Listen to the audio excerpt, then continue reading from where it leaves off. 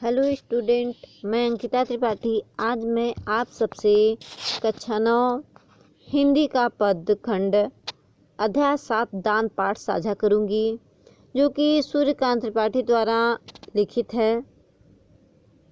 सूर्यकांत त्रिपाठी प्रकृति परक कलात्मक कवि हैं।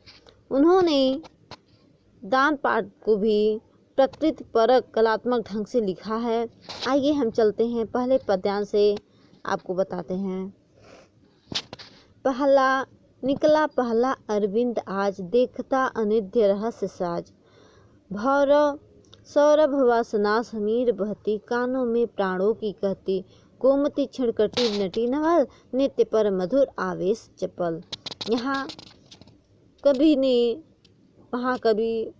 निराला जी ने पूष मास की प्रातःकालीन प्रकृति का बहुत ही सुंदर ढंग से वर्णन किया है। कहते हैं निराला जी कि पौष मास की जो सुबह है वह कैसी है।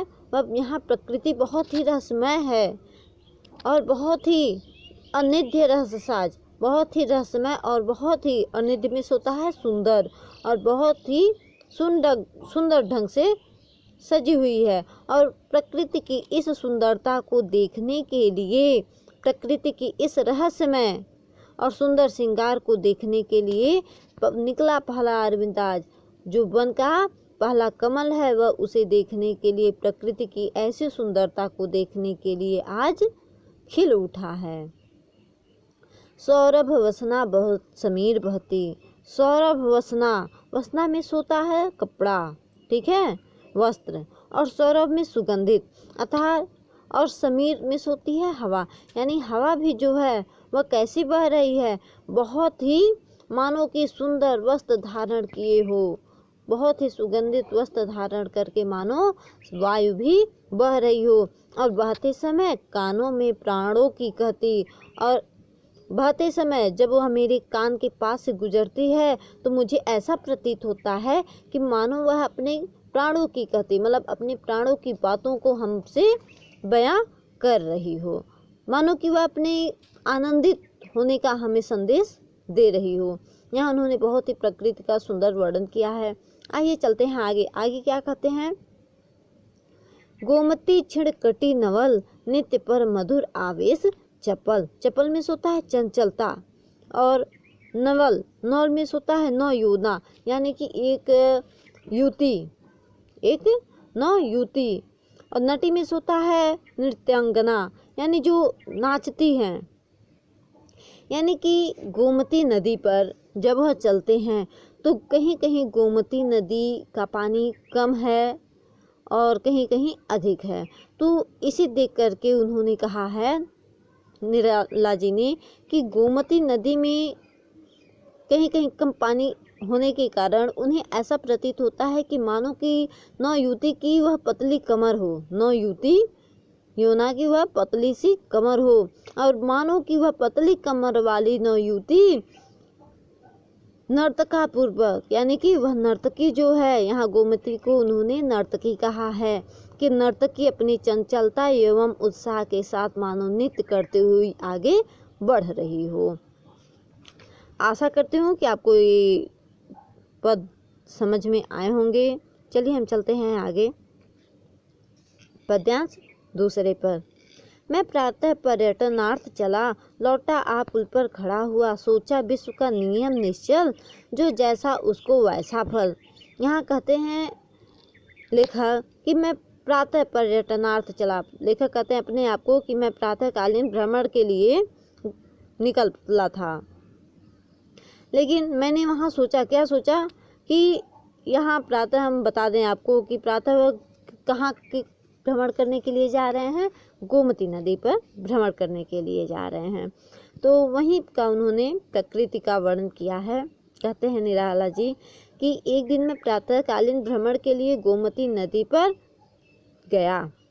लौटा आ पुल पर खड़ा हुआ। लौटते समय मैं पुल पर आकर के खड़ा हो गया। और वह उन्होंने क्या सोचा, लिखे हैं सोचा, क्या सोचा उन्होंने, विश्व का नियम निश्चल है। जो यह प्रकृति का नियम है यह निश्चल है, यह सभी के लिए बराबर रहता है। प्रकृति की जो वायु, हवा, पानी आदि हैं वह सभी के लिए एक बराबर हैं, उसमें कोई भेदभाव नहीं है। यहाँ कवि का यही कहने का तात्पर्य है। आगे कहते हैं जो जैसा उसको वैसा फल, यानी प्रकृति में जो जैसा करता है मनुष्य उसे वैसा कर्म भोगना पड़ता है, उसे वैसा ही फल मिलता है। आगे कहते हैं देती है प्रकृति स्वयं सदया, सोचने को न रहा कुछ निचल, यानी ये जो प्रकृति है जब सब कुछ सदा यानी दया भाव से ये युक्त जो प्रकृति है ये सबको एक समान देखती है।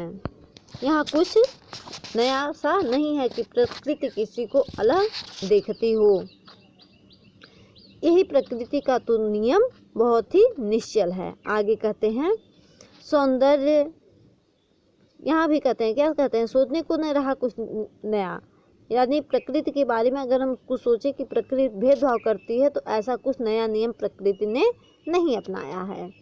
आगे कहते हैं सौंदर्य गीत बहुवर्ण गंध, सौंदर्य गीत बहुवर्ण गंध भाषा भावों के छंदबंद, और भी उच्चतर जो विलास प्रकृति दान वे सब प्रयास, या अनायास आते हैं सब में है श्रेष्ठ धन्य मानव। यहाँ उन्होंने मानव को ही प्रकृति की सबसे निश्चल रचना, सबसे सुंदर रचना किसको मानी है? मानव को मानी है। आइए हम चलते हैं आगे। कहते हैं लेखक कि इस संसार में अनेक वस्तु हैं जो एक से बढ़कर एक हैं। प्रकृति ने मानव को सुंदर शब्द, विचार, भाषा, भाव और छंद आदि मन को जो मोह ले ऐसे उपहार दिए हैं जो उच्चतर जो विलास, यानी उनसे कोई और भी श्रेष्ठ उपहार नहीं है। जैसा उपहार प्रकृति ने मानव को दिया है वैसा उपहार और कोई भी श्रेष्ठ उपहार नहीं है। आगे कहते हैं यह सब प्रकृति के दान के फलस्वरूप ही मिला है। प्रकृति दान वे से प्रयास, यानी कि ये सभी क्या है? प्रकृति के प्रयास, यानी कि उसके दया भाव के कारण ही ये सभी चीजें हमें प्राप्त हुई हैं, जो प्रयत्न पूर्वक या अचानक ही मानव को प्राप्त हो जाते हैं। इसीलिए आगे कहते हैं कि इसीलिए संसार में मनुष्य को सर्वश्रेष्ठ माना जाता है कि प्रकृति की सबसे सुंदर रचना अर्थात ईश्वर की सबसे सुंदर दिन निराला जी किसे मानते हैं? मानव को मानते हैं। कहते हैं कि निराला जी कि हे मानव तुम धन्य हो, तुम प्रकृति के सर्वश्रेष्ठ उपहार हो, अर्थात मनुष्य को ही ईश्वर की सर्वश्रेष्ठ रचना भी मानी जाती है, ऐसा इस पद में बताया गया है। आइए हम चलते हैं पद्यांश तीसरे पे। आशा करती हूँ आपको समझ में आया होगा पद। आइए चलते हैं तीसरे पद पर। फिर देखा उस पुल के ऊपर बहुत संख्यक हैं बैठे हैं बानर। कहते हैं यहाँ लिखा कि मैंने उस पुल के ऊपर फिर क्या देखा? मैं ये सब सोचने के बाद, प्रकृति के नियम को सोचने के बाद मेरे दिमाग में क्या आया कि मैंने उस पुल के ऊपर क्या देखा? बहुत संख्यक बानर, अर्थात बहुत से संख्या में अत्यधिक बानर क्रम पूर्वक बैठे हुए हैं। एक और पथ के कृष्ण काय कंकाल शेष नर मृत्यु प्राण, प्राय बैठा शरीर दैन्य दुर्बल। आगे कहते हैं कि एक और पथ के कृष्ण काय, कृष्ण काय का अर्थ होता है कि सांवले शरीर वाला, काया में होता है शरीर, सांवले शरीर वाला। और मैंने क्या देखा कि दूसरी ओर उसी पुल पर, सड़क पर दूसरी ओर एक काला सा आदमी कंगाल शेष नर, जिसके पास वह हष्ट पुष्ट तो नहीं है, बिल्कुल कंगाल सा है, उसके ऊपर मांस भी मानो ना हो, इतने वह दुर्बल है मनुष्य, इतना वह दुबला पतला है कि मृत्यु पाए, मानो कि उसकी अभी मृत्यु हो जाएगी। इस प्रकार का व्यक्ति वहाँ बैठा है। बैठा सा शरीर दैन्य दुर्बल, और उसका शरीर कैसा है? बहुत ही दुर्बल है, बहुत ही बददीन है। ऐसा शरीर लेकर के वह पुल के दूसरी ओर बैठा हुआ है। भिक्षा की उठी दृष्टि निश्चल, अति क्षीण कंठ है तीव्र श्वास। लेकिन भिक्षा देने कोई आता है तो उसकी दृष्टि ऊपर की ओर भिक्षा की आशा में उठ जा रही थी। अति क्षीण कंठ, उसकी जो कंठ, उसकी जो आवाज़ है वह बिल्कुल कटी कटी सी, अर्थात बहुत ही धीमी आवाज़ आ रही थी। तीव्र श्वास, और उसकी सांसें भी जो थी वह बहुत ही तेज तेज चल रही थी। जीता जो जीवन में उदास। उसे देखकर हमें ऐसा लगा, लेखक क्या कहते हैं, जीता जो, उसे जीता हुआ देख करके, भले वह मृत्यु प्राया है कि मरने के रूप में है, लेकिन उसे देखकर ऐसा लग रहा है कि वह अपने जीवन से उदास होकर के मानो जी रहा हो। ढोता जो वह कौन सा सांप, अतः उसे देखकर मुझे ऐसा महसूस हुआ कि उसे ऐसा कौन सा सांप मिला है कि वह ऐसा मृत्यु प्राय शरीर लेकर के अपना ढो रहा है। किसके लिए? बस कुछ खाने मात्र के लिए। ऐसा आगे चलते हैं हम कि भोगता कठिन कौन सा पाप, ऐसा उसने कौन सा पाप किया है जो उसे आज ऐसा जीवन भोगना पड़ रहा है, जो उस सांप के कारण वह इस दुर्बल शरीर को लेकर के ढो रहा है।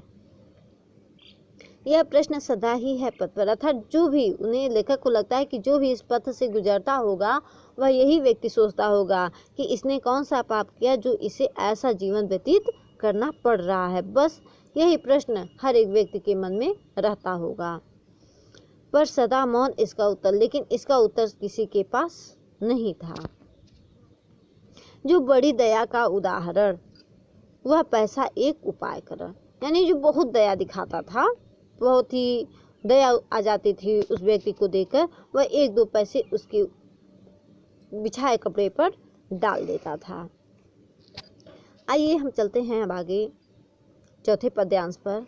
मैंने झुक नीचे को देखा तो झलकी आशा की रेखा। कहते हैं यहाँ लेखा कि मैंने जब पुल के नीचे झांका तो वहाँ मुझे एक आशा की किरण दिखाई दी। अतः आपको पहले हम बता दें कि इस पद में लेखक ने दान का ढोंग करने वाले मनुष्यों का पर्दाफाश किया है, उन पर एक तीखा सा व्यंग्य किया है। और अगर कहें इसमें संदर्भ की बात हम करें तो होगा कि प्रस्तुत पद्यांश हमारी पाठ्य पुस्तक के काव्य खंड के दान शीर्षक से उत्कृत है। यह सूर्यकांत त्रिपाठी द्वारा रचित अपरा काव्य संग्रह से ली गई है। यह जो कविता है दान, यह अपरा काव्य संग्रह से ली गई है। आगे चलते हैं हम कि इसमें तीखा व्यंग्य किए हैं कवि ने मनुष्य के ऊपर। कहते हैं भिखारी की अवस्था के विषय में सोचते सोचते, कहते हैं जब मैं पुल के नीचे देखता हूँ तो मुझे अंधेरे में एक आशा की किरण दिखाई दिया। तो वहाँ उन्होंने एक विप्रवर यानी ब्राह्मण को देखा। उन्हें ऐसा लगा कि ब्राह्मण जरूर उस व्यक्ति को, भिखारी व्यक्ति को कुछ खाने के लिए अपनी झोली से देगा। आगे कहते हैं विप्रवर स्नान कर चढ़ा सलील, शिव पर दूरबा दल तंदुल तिल लेकर झोली आई ऊपर, देख कर चले तत्पर बानर। आगे कहते हैं यहाँ लेखक कि मैंने देखा कि एक श्रेष्ठ ब्राह्मण जो कि स्नान करके, विप्रवर स्नान कर यानी ब्राह्मण स्नान करके शिव जी पर क्या चढ़ाते हैं? सलील, यानी कहाँ से? जल से स्नान करके जब वह ऊपर चढ़े तो देखते हैं कि शिव जी पर क्या चढ़ाने के लिए लेके जाते हैं? तुरबा, यानी कि दूबा की नाल, जो कि दूबा है। तंदुल यानी कि चावल, जिसे हम अच्छत कहते हैं, चावल है, तिल है आदि लेकर के वह शिव जी पर चढ़ाने चलते हैं। आगे उन्हें देखते ही जो बंदर हैं वह शीघ्रता से उनकी ओर बहुत ही तेजी से बढ़ चलते हैं। देख चले तत्पर बानर, उन्हें देखते ही बंदर झोली को, उनको नहीं झोली को देखते बंदर चल पड़ते हैं कि शायद कुछ खाने के लिए मिल जाए। आगे कहते हैं द्विज राम भक्ति भक्ति की आस, भजते शिव को बरहो मास, कर रामायण का पारायण, जपते हैं श्रीमन नारायण। आगे कहते हैं यहाँ लेखक कि ये जो ब्राह्मण हैं भगवान श्री राम के परम भक्त थे। उनकी कृपा पाने को 12 महीने शिव का भजन और रामायण का नियमित वह पाठ भी करते थे, यानी राम को भी की भक्ति भी करते थे और भजते शिव को बरहो मास यानी 12 महीने यानी पूरे साल हमेशा वह शिव का भजन करते रहते थे। और नियमित रामायण पारायण यानी नियमित उन्होंने वह रामायण का पाठ भी नियमित, यहाँ पारायण में होता है नियमित, अर्थात नियमित पाठ भी वह किया करते थे। लेकिन आगे कहते हैं श्रीमन नारायण जपते अर्थात श्रीमन नारायण का वह मंत्र का जाप भी करते थे। वह इतने परम भक्त थे। जब इन पर कहते हैं दुख पाते जब होते अनाथ, कहते कपियों की जोड़ आस, मेरे पड़ोस के वे सज्जन, करते प्रतिदिन सरिता मंजन, झोली से पुए निकाल लिए, बढ़ते कपियों के हाथ दिए। यहाँ कवि कहते हैं कि जब इन पर दुख आता और स्वयं को अकेला असहाय समझते थे तो इन बंदरों को हाथ जोड़कर आए संकट को दूर करने की यह विनती करते थे। अर्थात वह बंदरों को स्वयं हनुमान जी समझ करके अपने सारे दुखों का निवारण करते थे और वह बंदरों को कुछ खाने के लिए भी दे दिया करते थे। आगे कहते हैं निराला जी कि मैं इन सज्जन को भली भांति जानता हूँ कि वह पड़ोस में ही रहते थे, मेरे पड़ोस के वे सज्जन, यानी जो ये ब्राह्मण थे यह लेखक के पड़ोस के ही रहने वाले थे, इसलिए इनके व्यवहार से लेखक बहुत ही भली भांति परिचित थे। कहते हैं ये मेरे पड़ोसी और प्रतिदिन नदी में स्नान करने यह आते हैं। निराला जी आगे कहते हैं कि पुल पर आते ही इन सज्जन ने अपनी झोले से पुए निकाले और बढ़ते बंदरों के हाथ, अर्थात कि जैसे ही बंदर उनके पास आए वह पुए निकाल करके बंदरों के हाथ में दे दिए। उन्होंने दूसरी ओर उस बैठे भिखारी की ओर नहीं देखा कि अच्छा हाँ वह भी भूखा होगा, नहीं देखा, वरन जब उन्होंने पुआ मांगा, आगे क्या कहते हैं, देखा भी नहीं उधर फिर कर, किधर, जिधर भिखारी बैठा हुआ था उधर उन्होंने जानबूझ करके भी नहीं देखा।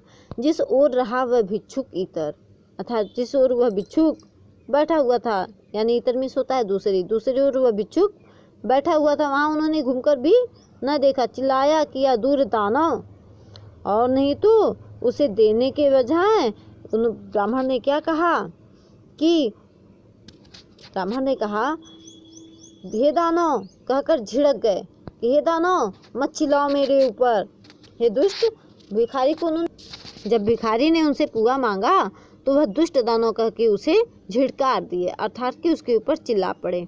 यहाँ कवि कहते हैं कि ब्राह्मण की इस कर्म को देखकर उनके मुख से निकल गया, किसके मुख से, लेखक के मुख से निकल गया, क्या निकला, हे श्रेष्ठ मानव तुम धन्य हो, अर्थात मेरा कहने का तात्पर्य है कि तुम श्रेष्ठ कहलाने के योग्य नहीं हो।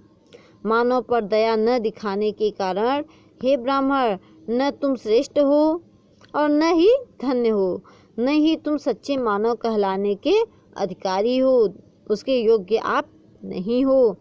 पृथ्वी पर मानव को ईश्वर की सर्वश्रेष्ठ रचना समझने वाले जो निराला जी हैं, निराला जी को ऐसे मानव की निंदनीय उपेक्षा को देख करके बहुत ही दुख हुआ, अतः इसी कारण उन्होंने दान का रचना कर दिया कि दान आखिर होता क्या है। आशा करती हूँ कि ये समझ में आए होंगे। और आपको यहाँ हम काव्यगत सौंदर्य की बात कर दें तो इस काव्य की जो भाषा है वह संस्कृत निष्ठ खड़ी बोली है, इसमें प्रसाद गुण है।